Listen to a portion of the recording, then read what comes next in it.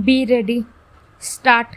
Sir, some days ago, I had the honor of presenting to the House the report of the Planning Commission on the second 5-year plan. I presume that many members have read it since then, either fully or in parts. I have now the honor to move the following resolution. This House records its general approval of the principles, objectives, and programs of development contained in the second 5-year plan as prepared by the Planning Commission. Those honorable members who have read this report have probably not found it very light reading. A report of this type can hardly be termed light reading, although I believe there are many parts of it which are exciting reading. Few of us can say that we agree with every single word in this report and with every single proposal.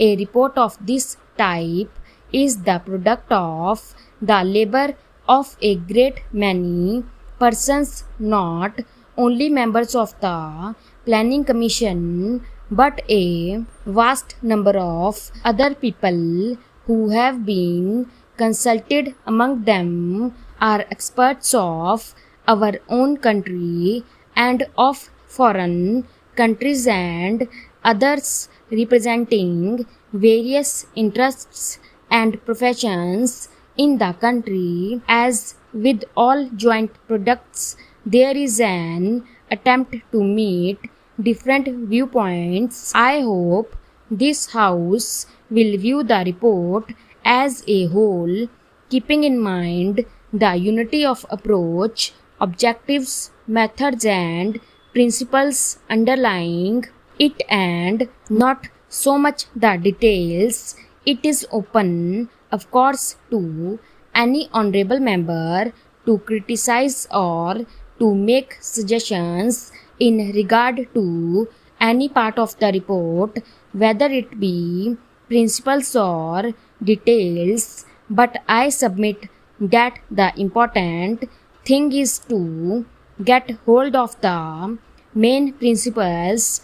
I propose, therefore, to deal with the broad principles only. The subject of this report is obviously not only of the highest importance, but something that produces in me very great excitement. It is an exciting subject because it deals with the future of 360 millions of people. To some extent, that future will affect the future of other countries and even of the rest of the world. It therefore becomes an enthralling and exciting subject.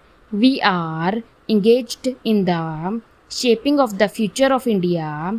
Surely there could be few subjects more exciting than this. It is therefore with a sense of the burden of history that I face this problem. It is also with a great sense of humility because, however great and however competent we may consider ourselves, we are small in relation to this mighty theme of building up our country and taking its millions of people forward during the next 5 years.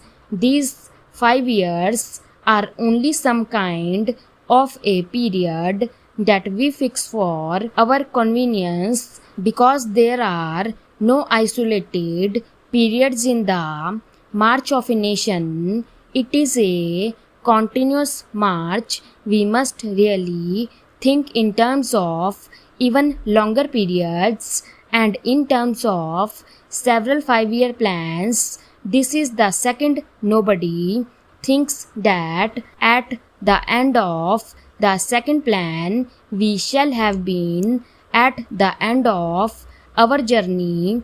There is no journeys, and when a nation is marching, leaving out the ultimate ends, even such a goal as we envisage the objective of a socialist pattern of society is not going to be achieved at the end of the first 5-year plan or the second.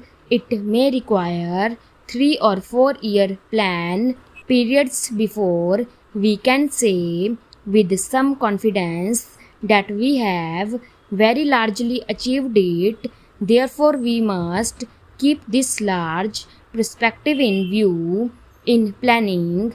Especially, we are apt to forget the larger perspective and lose ourselves in some particular aspect which is of importance and yet which may very well come in the way of the larger perspective. For example, take the question of regional development. We are all agreed that there should be a uniform development all over India. We are all agreed that disparities, not only as between individuals in regard to income, but as between the various areas in India, should be removed, that there should be equality of growth and opportunity all over India.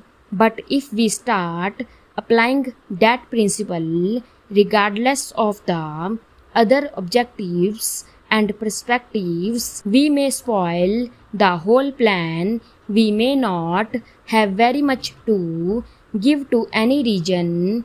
Therefore, in looking at the 5-year plan, we have to think really of several 5-year plans. That is why it is becoming more and more important that we should, in addition to the period we are dealing with, have a longer perspective in view. The second 5-year plan necessarily deals with what might be called material objectives. They are very important because it is on the basis of certain material achievements that we can build other achievements. The plan deals to some extent, no doubt, with culture and like matters. Nevertheless, it confines itself chiefly to material advance.